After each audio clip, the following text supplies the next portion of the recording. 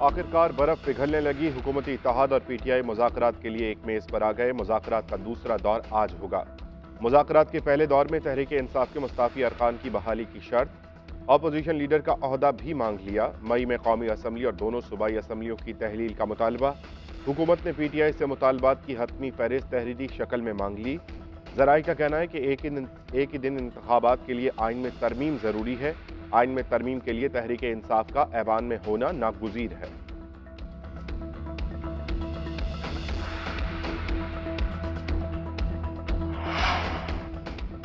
सियासी मसाइल का हल गुफ्तो शनीद से निकल सकता है। मुज़ाकरात को मानी खेज तरीके से आगे बढ़ाया जा सकता है। बातचीत को ताख़ीरी हरबे के तौर पर इस्तेमाल नहीं किया जाना चाहिए। पीटीआई रहनुमा शाह महमूद कुरैशी की मीडिया से गुफ्तगू। वज़ीर ख़जाना इसाक डार कहते हैं कि आइन में रहकर ही मामलात को हल करना है। पीटीआई के मुतालबात इत्तेहादियों के सामने रखेंगे। यूसुफ रज़ा गिलानी ने कहा कि हमारी कोई डिमांड नहीं है। तहरीक इंसाफ के मुतालबात सामने आने के बाद क़यादत से मशवरा करेंगे।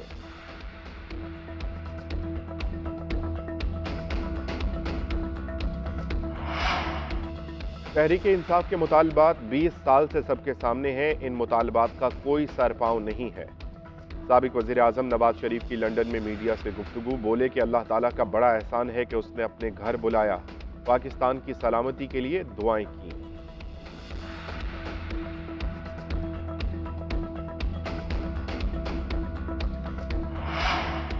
तहरीक इंसाफ के साथ मुज़ाकरात का हिस्सा नहीं बनेंगे। मौलाना फजलुर रहमान डट गए। कहते हैं कि सुप्रीम कोर्ट इंतखाबात के लिए 90 दिन में क्यों फंस गई। अदालत का फैसला नाकाबिले अमल है। उधर मौलाना फजलुर रहमान से एमक्यूएम के वफद की मुलाकात। पंजाब और खैबर पख्तूनख्वा में इलेक्शन पर मुशावरत। फजलुर रहमान बोले कि मुल्क में इंतखाबात एक ही दिन होंगे। पार्लिमान को कोई डिक्टेट नहीं कर सकता। पार्लिमान का फैसला तमाम इदारों को काबिल कबूल होना चाहिए। पीटीआई के वजूद को तस्लीम नहीं करते।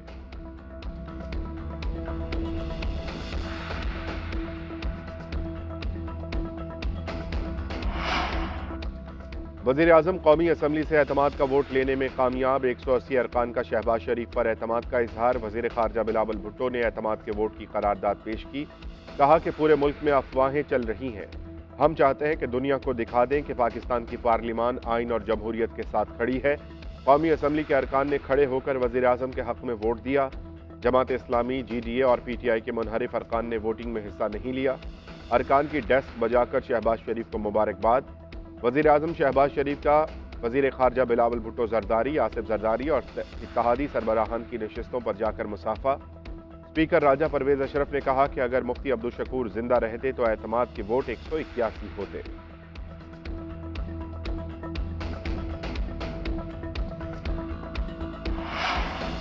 तीन रुकनी बेंच का फैसला नहीं मानते। मुझे घर भिजवाना है तो 1000 बार जाने को तैयार हूँ।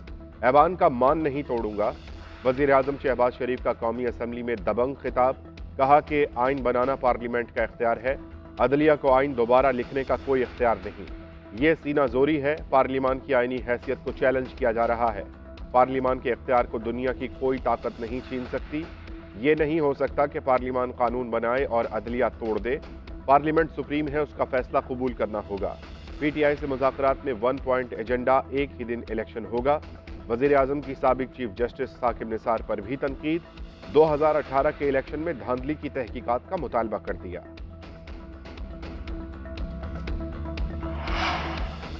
इलेक्शन केस में अदालत मुज़ाकरात पर मजबूर नहीं कर सकती। कोई हिदायत जारी नहीं कर रहे। अदालत सिर्फ आइन पर अमल चाहती है ताकि तनाज़े का हल निकले। अदालत का कोई हुक्म नहीं, सिर्फ तजवीज़ है। हुकूमत मुज़ाकरात में संजीदा है तो खुद इकदाम उठाती। चीफ जस्टिस उमर अता बंदयाल के रिमार्क्स। कहा कि खुदा के वास्ते आइन के लिए इकट्ठे बैठ जाएं। सियासतदानों को खुद से मसाइल का हल निकालना चाहिए। मुज़ाकरात के जरिए हल ना निकला तो आइन और हमारा फैसला मौजूद है। कौमी मफाद और आइन के तहफ़्फ़ुज़ के लिए इत्तफाक ना हुआ तो जैसा है वैसा ही चलेगा।